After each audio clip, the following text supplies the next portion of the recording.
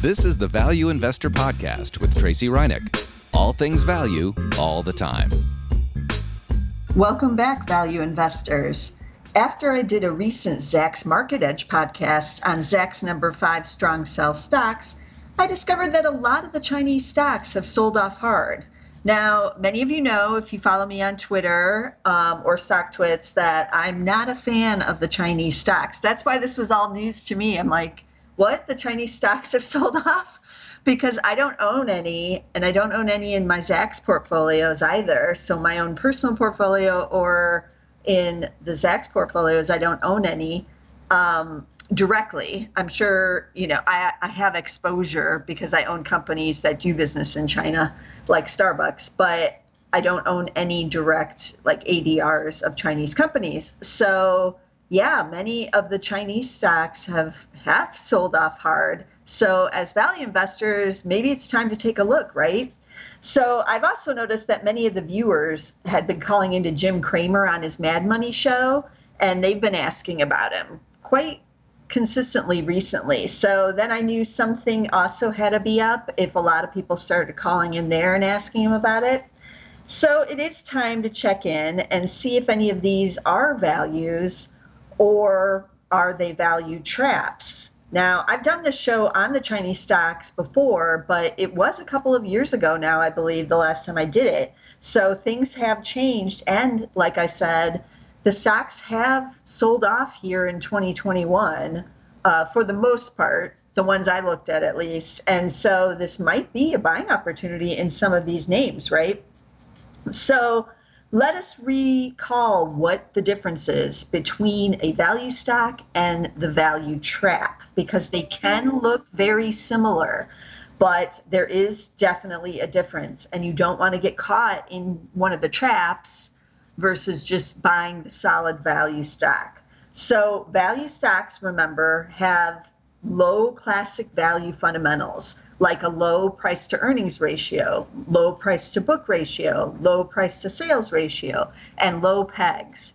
So that's how you find the classic value type of stock, and that's the method most people use to find value. Now, there are these other ways to find value versus your peers and that kind of thing, but it really doesn't have anything to do with the actual price in terms of finding value, but it's what you're paying for the earnings and the sales and this kind of thing underlying the company fundamentals. So the traps, those can look like value stocks. They can have low PEs.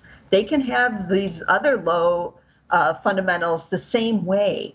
But the one thing that's different is that the value traps will have declining earnings. So I'm talking about not within the year, I'm talking about year over year. So year over year earnings are on the decline and not growing, an indication that might be a reason that the stock is, cheap, or that Wall Street is running away from it, or that they're ignoring it, is because the earnings are going in the wrong direction. And Wall Street professionals, for the most part, want to get companies, want to own those that are growing their earnings year over year and seeing those earnings increase. So let's take a look at some of the most widely held Chinese stocks. I just pulled 5 out of the air. The ones I know that most people are calling Jim Cramer about, or that talk about on the various chat boards, and that most people own if they own any of the big Chinese companies. So you know what these are. These are basically the chosen ones. Some of them are like the Chinese equivalent of U.S. companies, like the Facebook of China or the Google of China, that kind of thing.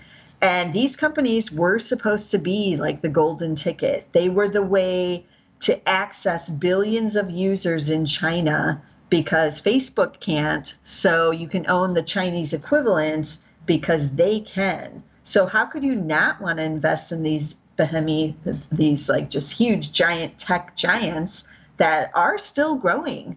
But as we've seen with the shares, weakening here, there have been some underlying challenges with the Chinese government crackdown on big tech companies. That's happened here in 2021. That's really hit a lot of these shares. And then other just pandemic related things and individual company related issues that have hit the shares.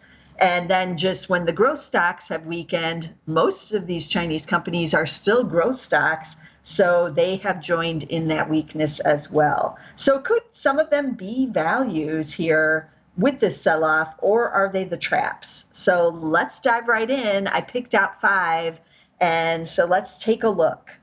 So the first one I picked is the most obvious one, and this is the one I talked about on the Market Edge, where I was surprised at what's happening with the stock, is Alibaba. BABA is the ticker. So year to date, they're down 8.7% versus S&P 500 up almost 11% during that time period. 1 year, though, this is the real underperformance. 1 year up just 6.4% versus the S&P up 41% in that time period. So huge underperformance in the last year.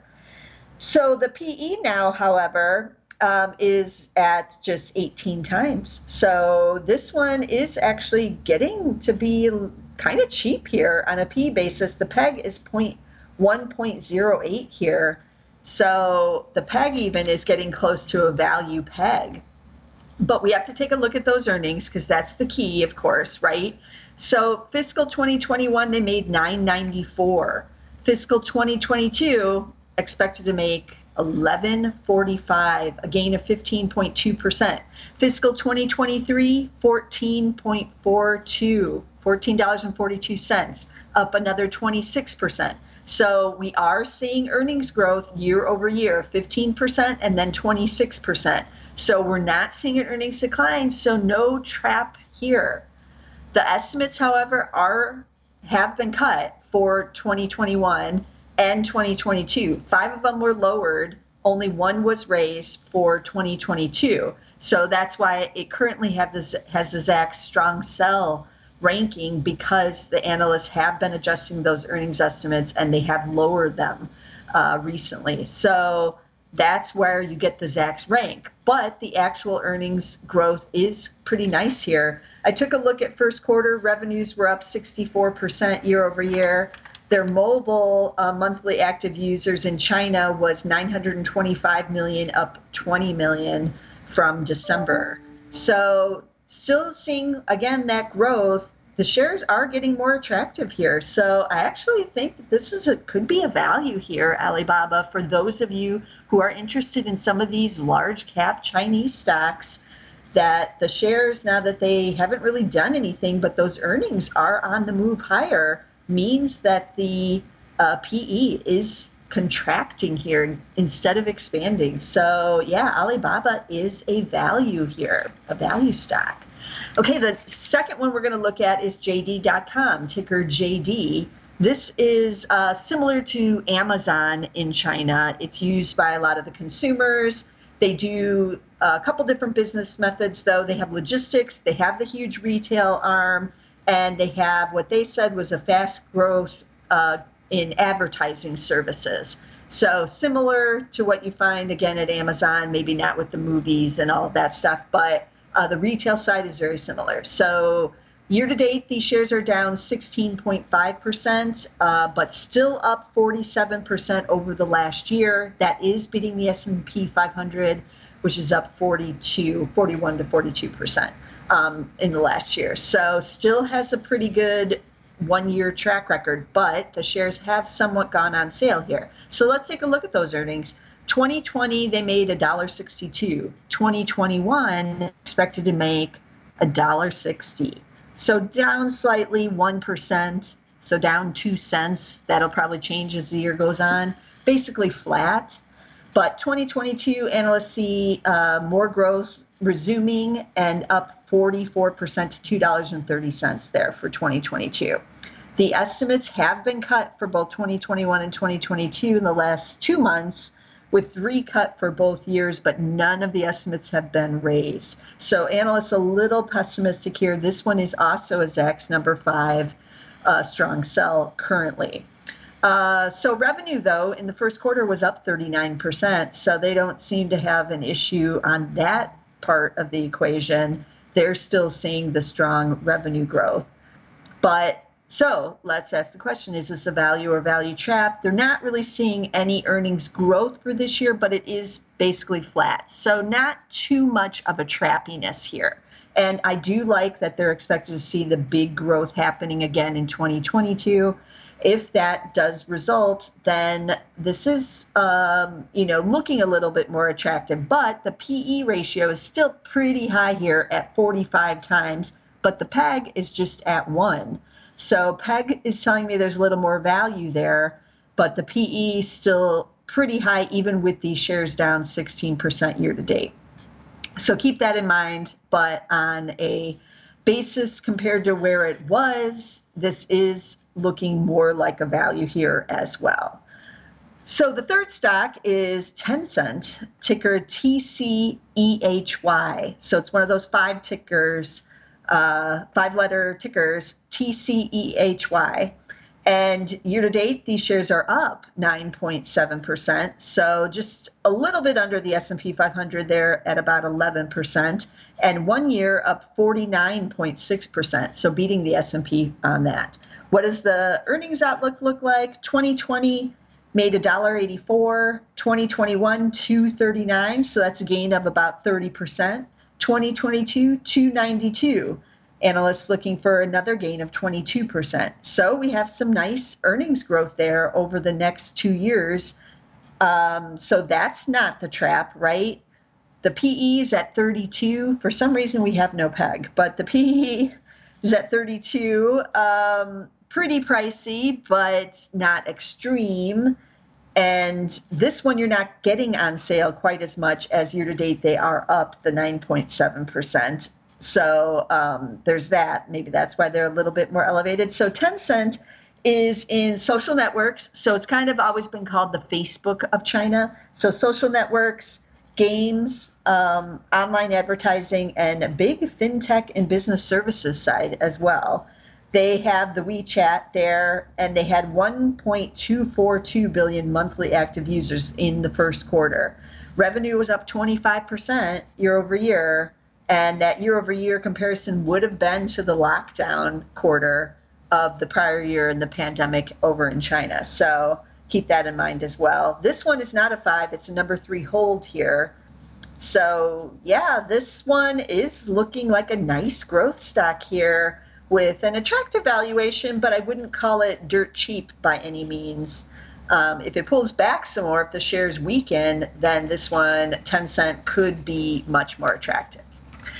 Okay, then switching on to the fourth stock, which is Baidu, ticker BIDU. A lot of people are in this one for its AI business. It's in the cloud, autonomous driving, all of that. And this one, year to date, the shares are down 9.8. So they have gone on sale.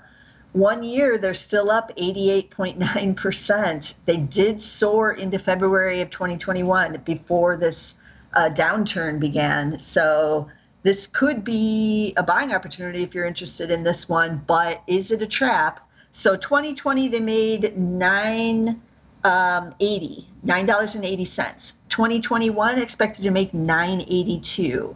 So just 2 cents higher, much like JD.com. So basically flat year over year. But 2022 expected to be up $12.31, up 25%.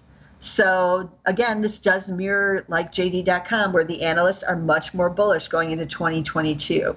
2 estimates were cut over the last 30 days for both this year and next year, however, which is why it has a Zacks number 4 sell rank on it, because those estimates cut. Now, their first quarter revenue was also up big, up 34%. Their non-advertising revenue was up 70%. So they're really emphasizing that they're trying to make a little bit of a changeover to other things other than just advertising. They are doing a share buyback, and they said they were in the top 3 in cloud services in that quarter. So what does the PE actually look like? PE is at 19.6, so not super crazy sky high here. The PEG, though, is at 4.2, so pretty high on the PEG. So you're paying a lot for the growth, but that's also probably because those earnings are expected to be flat this year. But Baidu, a lot of people have been trading this one, and the shares have gone on sale, and it is not a value trap here, as long as they're holding on to these gains heading into 2022, as long as, you know, they actually do see that growth return for 2022 on the earnings side.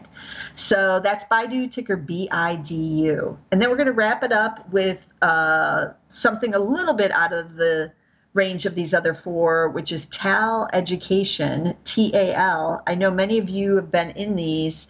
And this is I'm quoting off their site, the leading K-12 after-school tutoring services provider in China. So they have both learning centers, they have online, and they have like tutors that you can get, private tutors. Their learning center network covers 90 cities now. They also operate an online education platform, which has a different name, in addition to their online courses. So you can imagine that things have been pretty good during pandemics and lockdowns and whatnot with something like this. So TAL Education, TAL is the ticker there. Year to date, these shares are down 44%. Over the last 1 year, they're down 25%. So a lot of difficulties for anybody trying to hold on to these. But let's take a look at those earnings. Is there a reason that they're down 44% year to date? Fiscal 2021, they made 14 cents a share.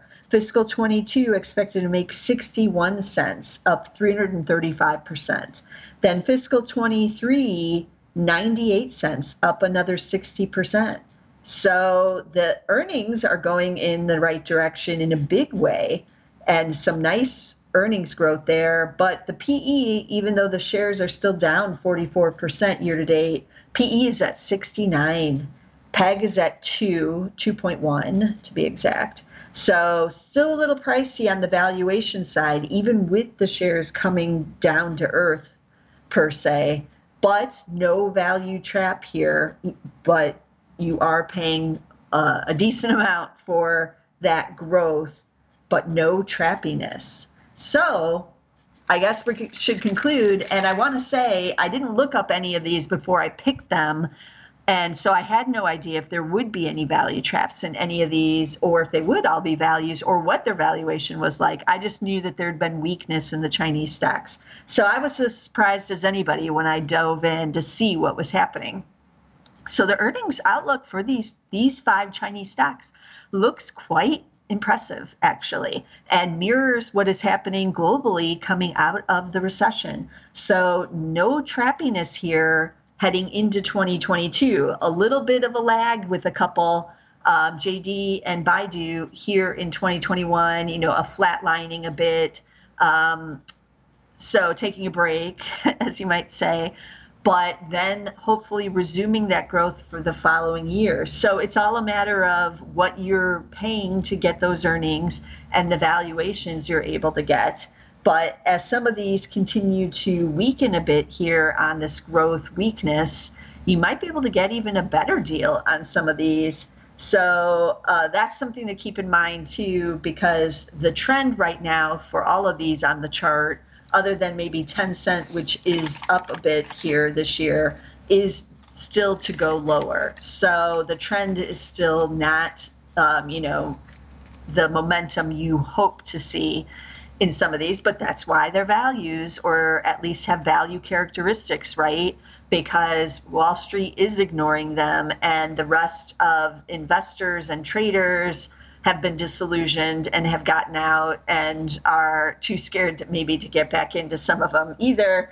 So that's why you get values. So it's worth taking a look as a value investor if you're interested in the Chinese stocks, because you might as well get them on sale. And that is mostly what's happening right now. There's some value here, and so you might want to keep them on your watch list. So let me recap those tickers again. We had Alibaba, which is the cheapest on a PE level of the bunch, and has a good PEG too at 18 times on the PE, and a PEG around 1, BABA is the ticker, BABA. Then we had JD.com, still pretty pricey here, even though the shares have pulled back, but that ticker is JD. Then Tencent is one of the ones that is not lower for the year. It's actually up. The ticker there is the 5 letters, TCEHY. Then Baidu, which is a favorite of many of you looking for growth in China, especially on the AI side, Baidu, BIDU, and then TAL Education, down big this year, might be one to put on the watch list there. TAL is the ticker. And as always, I'm bringing you as many value stocks as I can and wondering whether or not some other industries and stocks might be traps as well. But if the Chinese stocks are any indication, we might have a hard time finding real traps here in 2021 as earnings growth is looking tremendous here heading into the second half of the year and the economic reopening. But we're still going to be searching for value every week. So you want to be sure to get us somewhere. We're on Spotify, Amazon Music, Apple Podcasts. You can get us with the Market Edge on SoundCloud, but be sure to get us somewhere. And I'll see you again next time with some more value stocks. This material is being provided for informational purposes only, and nothing herein constitutes investment, legal, accounting, or tax advice, or a recommendation to buy, sell, or hold a security. Do not act or rely upon the information and advice given in this podcast without seeking the services of competent and professional legal, tax, or accounting counsel. Publication and distribution of this podcast is not intended to create, and the information contained herein does not constitute an attorney-client relationship. No recommendation or advice is being given as to whether any investment or strategy is suitable for a particular investor. It should not be assumed that any investments in securities, companies, sectors, or markets identified and described were or will be profitable. All information is current as of the date herein and is subject to change without notice. Any views or opinions expressed may not reflect those of Zacks Investment Research as a whole.